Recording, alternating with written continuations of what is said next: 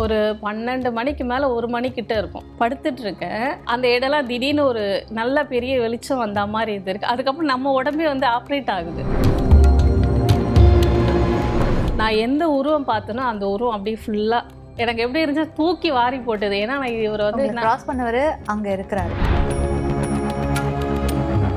Meditation தியானம் பண்ண சொல்ல கண்டிப்பாக நமக்கு உருவங்கள் தெரியும். எந்த ஒரு தொடர்பும் வந்து நமக்கு நிர்ணயம் செய்யப்பட்ட மட்டும்தான் நடக்கும், இல்லைன்னா நடக்கவே நடக்காது. நிறைய பேர் வந்து நீங்கள் காஞ்சிபுரம் பஸ் ஸ்டாண்டு போயிட்டு தாத்தா கோவில் அப்படின்னு சொன்னாலுமே அவங்க எல்லாரும் வந்து அந்த அள்ளிக்குளம் சொல்லுவாங்க. அங்கே கூட அவரோட ஜீவ சமாதி இருக்குது. நான் முதல்ல முறையாக ஒரு 6 மாதமாக பார்த்த அவங்கள வந்து அந்த பெரிய மகான் தான்.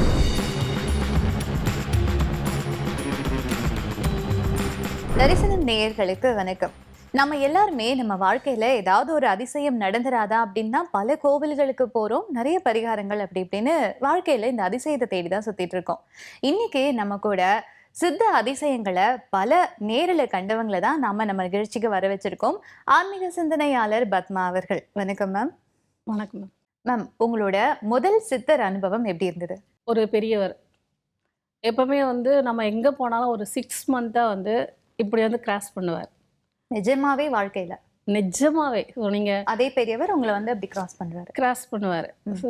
இது நம்ம இப்படி தான் நம்ம பேசிகிட்டு இருப்போம் இல்லையா. அப்போ நீங்கள் எப்படி உட்காந்துட்டு இருக்கீங்களோ அந்த மாதிரி தான்.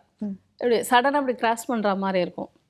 அப்படி நம்ம ட்ராவல் பண்ணிகிட்டு இருக்க சொல்லவே நம்ம ஒரு அசந்து ஏன்னா எனக்கு ஒரு பழக்கம் இருக்குது ட்ராவல் பண்ண சொல்ல. என்னன்னா மெடிடேஷன் பண்ணுவேன் நான். அந்த டைமிங் வந்து அதை யூஸ் பண்ணுவேன்.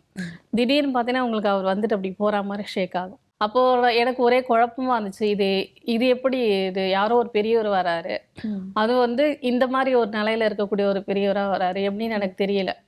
ஆனால் ரொம்ப நாளாக நானும் ஒரு குரு கிட்ட இருந்தேன், சிவராஜ் சித்த யோகின்னு சொல்லிட்டு.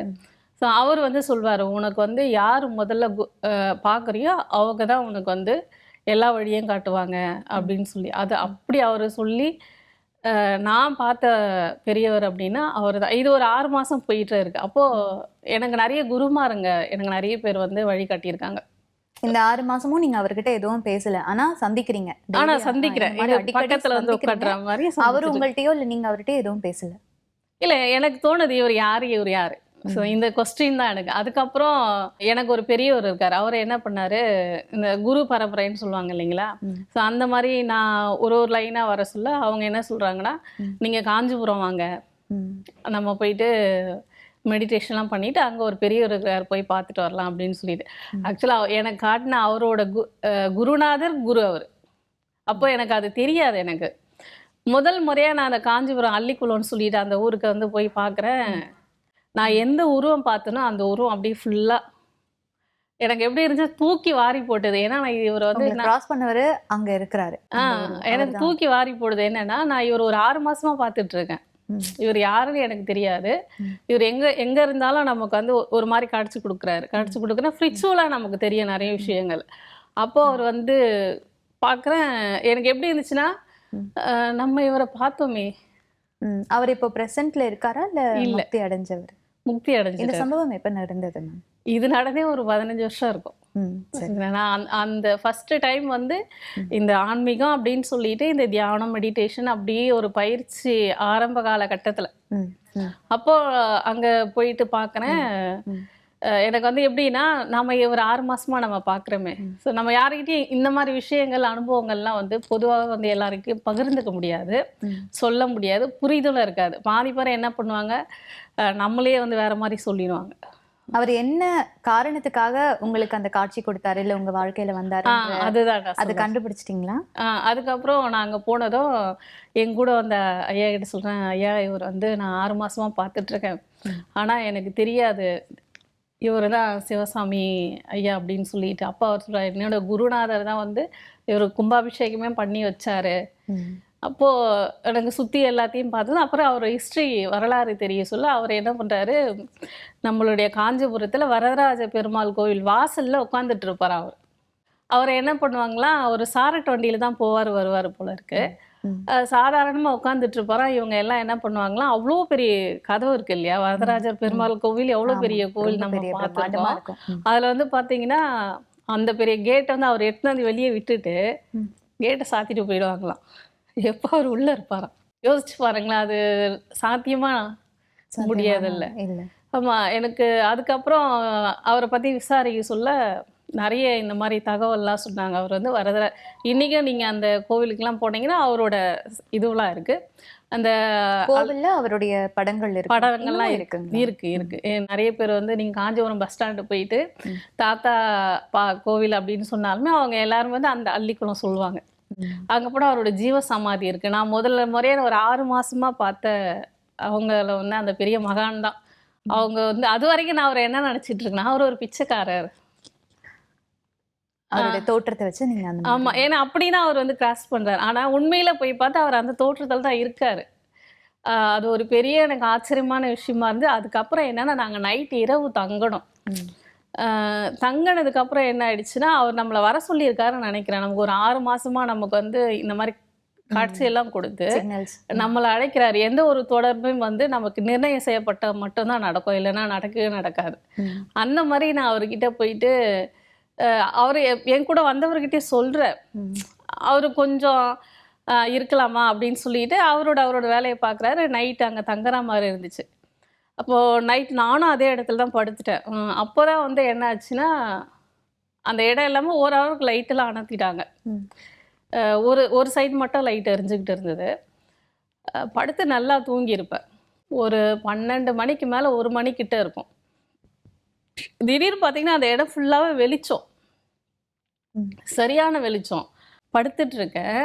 அந்த இடம்லாம் திடீர்னு ஒரு நல்ல பெரிய வெளிச்சம் வந்த மாதிரி இருக்கு. அதுக்கப்புறம் நம்ம உடம்பே வந்து ஆப்ரேட் ஆகுது. அது எப்படின்னா அவர் என்ன பயிற்சியெல்லாம் பண்ணுவாரோ அந்த தியானத்துக்காக அதையெல்லாம் எனக்கு ஒரு சொல்லி கொடுக்குறாங்க. நம்ம உடம்புக்குள்ள அவங்க அப்படியே ஃப்ரிச்சுவலாக உள்ள போயிட்டு அவங்க அத்தனை விஷயங்களை எனக்கு சொல்லி கொடுத்தாங்க. அப்போ அவங்க யார்? அந்த அவங்கன்னா அந்த தாத்தா. அவர் வந்து உங்களுக்கு சொல்லி தர அவர் என்ன பயிற்சி பண்ணி இருப்பார் இல்லைங்களா, அதை வந்து நமக்குள்ள போயிட்டு அவர் பண்றாரு. ஆனா உங்களுக்கு நீங்க படுத்திருந்தாலும் உங்களுக்கு இந்த இல்ல, நானே அதை பண்றேன். நீங்களே பண்றீங்க. அப்போ அந்த பெரிய வெளிச்சம், அந்த கத்து கொடுக்கறது, நீங்க பண்றது இதெல்லாம் கனவு மாதிரி நீங்க படுத்துதான் இருக்கீங்க. படுத்துட்டு தான் இருக்கு. ஆனா இதெல்லாம் நடக்குது உங்களுக்கு. இதெல்லாம் நடக்குது. அதுக்கப்புறம் அந்த பயிற்சி எல்லாம் பார்த்தீங்கன்னா நம்மளுடைய இந்த எனர்ஜி லெவல் கரெக்டாக பேலன்ஸ் பண்ணுறதுக்கு தான் அவர் சொல்லி கொடுக்குறாரு. நான் நிறைய இடத்துல பயணம் பண்ண சொல்ல எனக்கு ஒவ்வொரு குருமா யார் சின்ன குழந்தை கிட்ட நம்ம கற்றுக்கிட்டாலும் நாம் அவங்க கிட்ட கற்றுக்க சொல்ல பார்த்தீங்கன்னா எதை நமக்கு தெரியாத அவங்க சொல்லிடுவாங்க. அவங்களும் நமக்கு ஒரு குரு தான். நம்ம எனர்ஜியை பேலன்ஸ் பண்ணுறதுனா என்ன மேம்? எனர்ஜினா இப்போ வந்து பார்த்தீங்கன்னா நான் அன்னைக்கு வந்து அவர் எனக்கு சொல்லி கொடுத்தது தான். நான் வேற யாருக்கிட்டையும் கற்றுக்கல. ஸோ நான் நேராக படுத்துட்டு இருக்கேன் அப்படின்னு சொன்னால் அது கொஞ்ச நேரத்தில் வந்து நம்ம மேஜிக் மாதிரி என் உடம்பே வந்து கரெக்டாக கையெல்லாம் மேலே கொண்டு போகுது. இப்படி போகுதுன்னா நேராக ஃபுல்லாக இப்படி படுத்துட்டு இருக்குமா கை தானாகவே பிரிஞ்சு இப்படி போகுது. இது மாதிரி போயிட்டு எவ்வளோ நேரம் இருந்திருப்பேன்னு தெரியாது. சயின்டிஃபிக்கா இது வந்து ஒரு 4th டைமென்ஷன் அப்படின்னு சொல்லுவாங்க. அந்த மாதிரி நீங்க சொல்றது இப்போ இருக்கு. இல்லை, இது நிறைய எனக்கு அந்த அனுபவங்கள் இருக்கு. பொதுவாகவே வந்து நம்ம கற்றுக்கணும் யோசிக்கணும் அப்படின்னு நினச்சோமா நமக்கு தெரியாமல் இருந்துச்சுன்னா கூட யாரோ ஒருத்தர் வந்து நமக்கு வழிகாட்டிட்டு போயிடுவாங்க. அந்த மாதிரி தான் அந்த பெரியவரும் வந்து எனக்குள்ளே இருந்து அவர் என்ன மாதிரி பண்ணணும், ஒரு பயிற்சி என்ன பண்ணணும் அப்படின்னு எனக்காக வழி நடத்தி காமிச்சார். என்னால் வந்து இந்த 4th டைமென்ஷன் அப்படிங்கிறத பற்றி கேள்விப்பட்டிருக்கோம், படிச்சிருக்கோம். பட் நேராக இந்த மாதிரி பார்க்கும்போது ஒரு மாதிரி கூஸ் பம்ஸாக இருக்கு. இல்லை, யாருன்னா சொன்னால் நம்புவாங்களா? நம்ப மாட்டாங்க. ஆனால் இதே இப்போ வந்து பாம்பின் கால் பாம்பறியும் அப்படின்ற மாதிரி நாம் எந்த அந்த ஃப்ரிச்சுவலாக இருக்கிறவங்க அதை எடுத்துப்பாங்க. கரெக்ட். ஏன்னா அவங்களுக்கு அந்த மாதிரியான ஒரு அனுபவங்கள்லாம் கிடைக்கும். அது வந்து நம்ம அமானுஷ்யமாக கூட சொல்லலாம். ஆனால் அது நல்ல ஸ்பிரிச்சுவல், அது வந்து நல்ல சக்தி. அந்த சக்தி நமக்குள்ளே புகுந்து நமக்கான அந்த பயிற்சியை வந்து அவர் என்ன செய்வாரோ அதை எனக்கு சொல்லி கொடுத்தாரு. அதுக்கப்புறமா தான் எனக்கு தெரிஞ்சிச்சு. மேம், நீங்கள் காஞ்சிபுரத்துக்கு போனீங்க, அவரை சந்திச்சிங்க. அவரை சந்திச்சதுக்கு அப்புறம் அவர்கிட்ட பேசுனீங்களா? இப்போ அவர் யாருன்னு தெரிஞ்சிருச்சு. முதல்ல ஏதோ ஒரு உருவம் நம்மளை கிராஸ் பண்ணுது, அதுக்கப்புறம் அவரை பற்றி நீங்கள் தெரிஞ்சுக்கிட்டீங்க, குருவோடைய குரு அப்படின்னு சொன்னீங்க. அவர்கிட்ட போய் பேசுனீங்களா? என்ன பேசுனீங்க? இல்லை, நான் வந்து பேசுறது எப்படின்னா நம்மளை வந்து செலக்ட் பண்ணியிருக்காங்க. ஏதோ ஒரு சங்கதியை வந்து நம்ம மூலியமா சொல்ல முயற்சி பண்றாங்க. அப்போ அவர் வந்து நாங்கள் போனதும் அது அந்த நைட்டு அது ஒரு மேஜிக் மாதிரி இரவு முழுக்கவே இருந்துச்சு எனக்கு. இரவு முழுக்கமே திடீர்னு நாம் என்னென்னவோ பண்ணுறோம், ஏதேதோ பண்ணுறோம், திடீர்னு எப்படி அப்போ வந்து என்னன்னா நமக்குள்ள ஒரு ஃப்ரிச்சுவலா ஒண்ணு உள்ள வந்து வரது உங்க நமக்கு உடம்ப இன்னொன்னு ஆக்கிரமிச்சு செயல்படுத்துறது நம்மளால உணர முடியும். அந்த உணர்ச்சியில தான் வந்து என்ன நான் கத்துக்கிட்டேன் அவ்வளவுதான். அதை பத்தி நிறைய சொல்லணும்னா சொல்லலாம். அது எப்பவுமே நம்ம அனுபவம் அப்படின்றது மத்தவங்களுக்கு சொல்றதை விட அதை நம்ம இந்த அனுபவிக்கிறது தான். ஆன்மீக அறிவியல் அப்படின்றத வந்து வார்த்தையால சொல்ல முடியாது, விவரிக்க முடியாது. அது வந்து ஒரு ஃபீல் அப்படின்னு சொல்லுவாங்க இல்லையா? நீங்க சொல்லும் போது எனக்கு இப்ப அந்த ஃபீல் என்னால ஃபீல் பண்ண முடியுது. உண்மைதாம்மா அது. ஏன்னா அன்னைக்கு எனக்கு கிடைச்ச அனுபவம்ன்றது யாருக்குன்னா கிடைச்சதா இல்லையான்னு தெரியாது. அதுக்கப்புறமா தான் அவர் சிவசாமி தாத்தா அப்படின்னு சொல்லி தெரிஞ்சது. இன்றைக்கும் நிறைய பேர் வந்து இப்போ நான் வந்து ஒரு குருக்கிட்ட போயிட்டு இந்த பயிற்சியெல்லாம் கற்றுக்கிறேன், எனக்கான வழிகாட்டினா அந்த குருவோட குருன்னு குரு தலைமுறையாக அது போக சொல்ல அவர் முன்னாடி இருந்திருக்காரு. அவர் கும்பாபிஷேகம் பண்ணியிருக்காங்க. அவர் வந்து எனக்கு ஒரு 6 மாதமாக எனக்கு வந்து நான் ஏதோ ஒரு கற்பனையில் வேறு மாதிரி நினச்சி அங்கே போயிட்டு அவர் சொல்லி கொடுத்ததுக்கு அப்புறமா தான் எனக்கு அது தெரிஞ்சிச்சு. தியானம் பண்ண சொல்ல நம்ம வந்து நேர் நாடின்னு ஒன்று ஓடும். இந்த பக்கம் இடது நாடி வலது நாடின்னு 2 இருக்கும். அப்போ அந்த நேர் நாடி ஓடணும் அப்படின்னு சொன்னால் நம்மளோட 2 கையும் கூப்பிட்டு மேலே அது இப்படி கூப்புவோம் இல்லையா? நம்ம வந்து என்ன கோயில் கோபுர பார்த்து கும்பிடுறது, அதுக்கப்புறம் இந்த மாதிரி நிற்கிறது எல்லாமே நமக்கு என்னன்னா இந்த 2 நாடியை லாக் ஆகிடும். லாக் ஆகிடுச்சுன்னா நடுநாடி ஓட ஆரம்பிச்சிடும். ஸோ அப்போ தான் எனக்கு தெரிஞ்சிச்சு. ஏன்னா அவங்க அந்த அளவுக்கு பயிற்சி பண்ணியிருக்காங்க. அப்போது அந்த வேகமும் அது ஏன்னா காற்றை வந்து தனக்கு சாதகமாக பயன்படுத்திக்கிட்டு தான் இந்த அமானுஷ்யமான விஷயங்கள்லாம் நம்மளை வந்து கான்டாக்ட் பண்ணுவோம். நேரடியாக உருவம் எடுத்துட்டு காற்றை தனக்கு சாதகமா பயன்படுத்தினா காற்றை நம்ம கட்டுப்படுத்தி அது பேச்சு நம்ம கேட்குறோமா இல்லை நம்ம பேச்சு அது கேட்க இல்லை ஒரு அமானுஷ்யமாக வந்து ஒரு உருவம் வருது அப்படின்னா அது உருவமாக வர்றது கிடையாது. நமக்கு வந்து மெடிடேஷன் தியானம் பண்ண சொல்ல கண்டிப்பாக நமக்கு உருவங்கள் தெரியும், காட்சிகள் தெரியும், நடக்கக்கூடிய விஷயங்கள் தெரியும். இதெல்லாம் தியான நிலையில நல்ல நிலையில இருக்கவங்களுக்கு கண்டிப்பா தெரியும். ஸோ எனக்கு அந்த மாதிரி அனுபவம்லாம் நிறைய இருக்கு. நீங்க இந்த சிவசாமி தாத்தா அவர்கள் பத்தி சொல்லியிருந்தீங்க இல்லையா?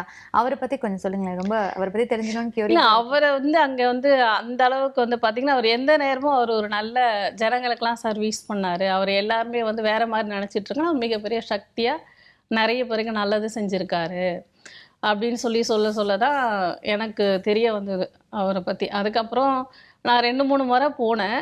தொடர்ச்சியாக காஞ்சிபுரம் போக முடியறதில்ல. ஆனால் நான் இன்றைக்கும் முதல் முறையாக அவரை பற்றி இங்கே பேசுனது எனக்கு ஒரு பெருமையான. இந்த மாதிரியான அனுபவம் இப்போ எங்களுக்கும் கிடைக்கணும்னா அதுக்கு நாங்கள் என்ன பண்ணணும்? இல்லை இதுக்கு வந்து பார்த்தீங்கன்னா நமக்கு வந்து இந்த பிரபஞ்சமே உங்களை வந்து இதுக்கு தானே உங்களை தயார் பண்ணியிருக்கோம். இந்த மாதிரி ட்ராவல் பண்ணும்போதே மெடிடேஷன் பண்ண முடியுமா மேம்? நமக்கு அந்த டைம் இருக்குல்ல, சுற்றி இருக்க யாரையும் நம்ம கவனிக்க மாட்டோம். மற்றவங்க என்ன நினைப்பாங்க, தூங்குறாங்க அப்படிதான் யோசிப்பாங்க. நான் தூங்குறதுக்கும் மெடிடேஷன் பண்ணுறதுக்கும் வித்தியாசம் இருக்குது. என்னென்னா தூங்குனாங்க அப்படின்னு சொன்னால் அவங்க தலை சாஞ்சி உடம்பு வந்து ஷேக் ஆகி கீழே விடும். ஆமாம், மெடிடேஷன் கட்டுப்பாட்டில் இருக்காது நம்ம தூங்கும்போது. மெடிடேஷன் பண்ணுறாங்க அப்படின்னா ஸ்டிப்பாக இருக்கும் பாடி, உடம்பு அப்படியே வந்து ஒரே நேர்கோட்டில் இந்த பக்கம் அந்த பக்கம் தலையெல்லாம் சாயாது, கரெக்டாக இருப்பாங்க. இதுதான் நம்ம கண்டுபிடிக்கிறதுக்கான வித்தியாசம். அதில் அது பஸ்ஸில் போக சொல்ல உங்களுக்கு வந்து அந்த டைம் ஆடும்போது கூட நம்மளோட பாடி நம்ம கண்ட்ரோல் நம்ம கையில் இருக்கும். அது வந்து ரொம்ப சௌகரியமான ஒரு நம்ம எந்த நேரமும் வந்து டைம் இல்லை ஸ்பெண்ட் பண்ண முடியல அப்படின்னு சொல்லி இந்த டைமை நம்ம யூஸ் பண்ணிக்கலாம். நான் அதை நிறைய பண்ணுவேன். அந்த மாதிரி நேரத்தில் தான் வந்து பார்த்தீங்கன்னா அந்த தாத்தா வந்து போகிறாரு. அவர் வரவர் எப்படி இருந்தாருன்னு பார்த்தீங்கன்னா ஒரு மாதிரி செதிலாக கொஞ்சம் தாடியெல்லாம் வச்சுக்கிட்டு ஒரு பிச்சைக்காரர் எப்படி இருப்பாரோ அந்த மாதிரி கிராஸ் பண்ணுறாரு. நான் இதுதான் முதல்ல கேட்டேன், நிஜமாவே அவர் கிராஸ் பண்றாரா இல்லை உங்களுக்கு அந்த இல்யூஷனா? இல்லை அவர் வந்து எனக்கு தான் அப்படி தெரியுது. அதாவது வந்து அவர் நிஜமாக கிராஸ் பண்ணல. ஸோ எங்கே பார்த்தாலும் எனக்கு அது தெரியுது.